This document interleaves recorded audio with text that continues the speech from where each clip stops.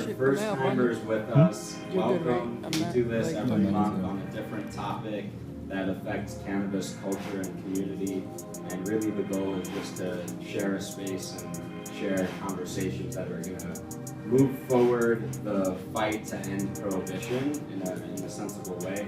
And tonight's a unique event in that, you know, Jerry, I'll introduce Jerry in a second, he really was the brains of the operation and got these great panelists together, so I'm grateful for Jerry's friendship and mentorship and participation in the community.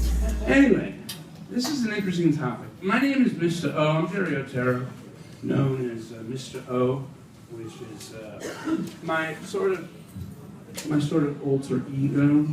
It's been a lot of fun. I'm the chief troublemaker of an organization called Creative Think. We're an anti-racist, social justice, creative arts, youth development. This is us, right? The weed is ours. And because of prohibition and its use of it for the last 100 years, its healing power, as we restore it back to its rightful place as an agent known to the ancients for millennia, we can also leverage the fact that it has been used as a tool of oppression, first and foremost, for 100 years, and leverage that into exponential healing. If this industry gets it right, we need to get it right and get our priorities straight. Because if we let that same old sort of capitalist, colonial, competitive, racist kind of shit that just percolates all throughout the society, then we miss the opportunity. But this is going to be huge. You guys know this. It isn't just about growing and smoking weed. It is an industry that requires back office, front office. There's opportunities in 100 different ways, right? And we need to make sure that everyone is getting pulled along and that we're using this windfall to look to the side and be able to find it. The reason why we know of cannabis, the plant, as marijuana, first and foremost, is rooted in xenophobia and anti-Mexican sentiment here in the United States. And so to rewind a little bit to give you even some background before I start talking about that, there are members in this room who were not considered people or human at the founding of this nation, right? We had a very clear definition of what a citizen in this country was, what color that person was, and even what gender that person was. And if we think about the kinds of rights that were afforded to people in this country, right? Humanity was very white and male. And it gradually expanded to include citizenship of white women.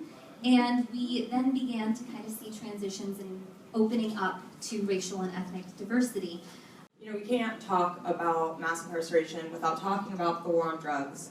We can't talk about the war on drugs without talking about marijuana and prohibition and the impact that it's had, right? As Jerry just said, is a huge driver of our arrests. You know, the U.S. holds 5% of the world's population, and we hold 25% of the world's incarcerated population. We are, as Jerry often says, rightfully so, we are addicted to punishment, right? And so that takes a lot of different forms, and marijuana prohibition and the drug war has been used as a tool of social control that fuels mass incarceration and mass criminalization of communities, starting from, you know, there's honestly, like in New York City, a cradle to prison pipeline, but, you know, all the way through a lifetime.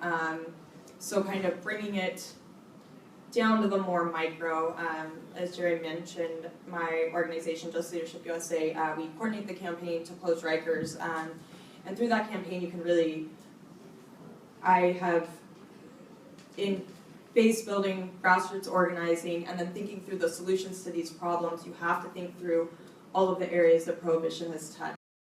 Really, this event came out of the need for the cannabis community to learn about some of the other social justice movements that are going on in the city and in the state. Some of the work that these people are doing is so important, and you have to realize that the success of the campaigns like the Close Rikers campaign is going to be tied to the success of any campaign to end marijuana prohibition. And so it's one thing that we're very aware of. The biggest challenge moving this issue forward has been making sure that people recognize marijuana reform as a social justice issue. And the reason that I'm here today is because it's important that y'all understand, people who are interested in coming into the industry, that the only way this thing moves forward is with groups like this. The only way that this buck passes is with groups like this. People who are committed to the change that may eventually bring some change to your pockets. And so, as we work on marijuana reform, DPA, JLUSA, Creative Youth Inc., some of the other groups in the room, CCA, has been working diligently on making sure that there's a marijuana reform campaign that takes a really comprehensive approach to legalization, right? Looking at what we've learned from other states, as far as industry-wise, what's successful, what's not, but also looking at the other movements for social justice happening in the country, in the state, and in the city, and making sure that we're able to draw a bridge between those different groups and those different movements, because we can't do this by ourselves. And, thank you, Jerry, for the love. That's my guy. But this is not a one-man show. This is not a one-organization show, right? This isn't a one-issue show, right? We fought this year to move criminal justice reform forward.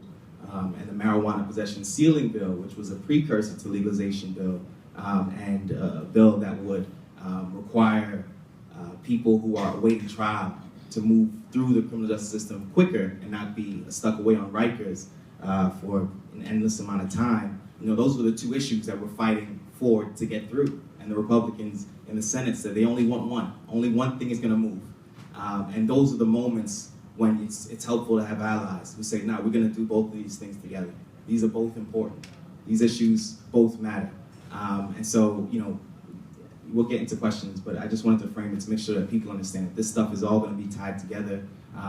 We are excited about the industry that's going to come to New York, but it's going to happen on the backs of nonprofits, of criminal justice reform groups, of community groups, of grassroots organizations. And so I just want y'all to be aware of that as you're moving forward into the industry.